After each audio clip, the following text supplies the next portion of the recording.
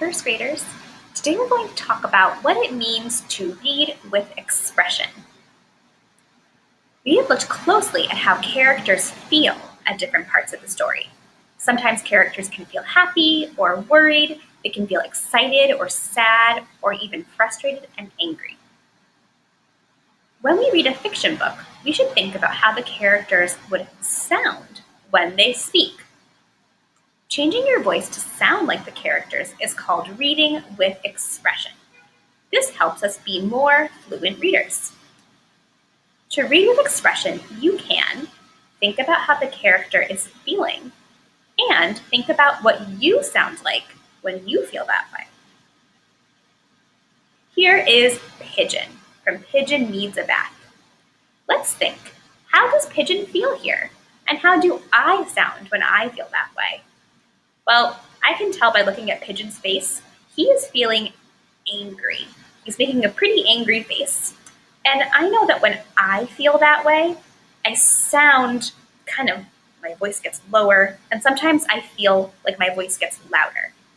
I'm going to read those words that Pigeon is saying in an angry voice, so I sound just like him. Maybe you need a bath. That sounded like an angry pigeon to me. Here's Ruthie from Jessica. How does Ruthie feel here, and how should I sound when I feel that way? Well, I remember this part of the story is when Ruthie is at school and she's feeling pretty lonely and scared on her first day.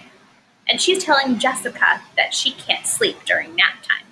So I'm going to change my voice to sound a little sad and scared, just like Ruthie sounds here. I'm not going to sound excited, because that's not how Ruthie feels.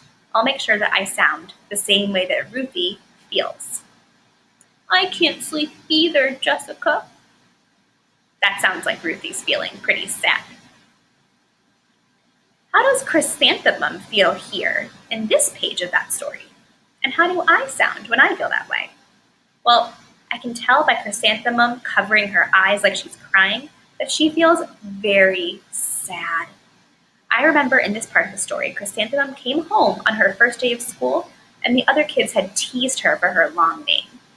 And Chrysanthemum is saying, school is no place for me, my name is too long, and lots of other things about her day.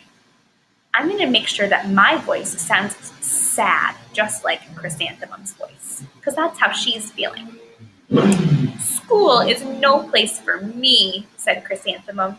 My name is too long. It scarcely fits on my name tag, and I'm named after a flower. I tried to change my voice so I sounded just like Chrysanthemum in this part of the story. What about Wendell? How does Wendell feel here, and how do I sound when I feel that way? I remember in this part of the story, Sophie is trying to sleep, and Wendell is so excited to be sleeping over at Sophie's house that he shines a flashlight in her eyes and says, "See you tomorrow." I can tell that Wendell is feeling very excited in this part of the story, so I will make sure that I sound just like him when I'm reading the words that he is saying on this page. See you tomorrow! That sounded like Wendell was pretty excited. If I had read those words in a different voice, it wouldn't have made sense.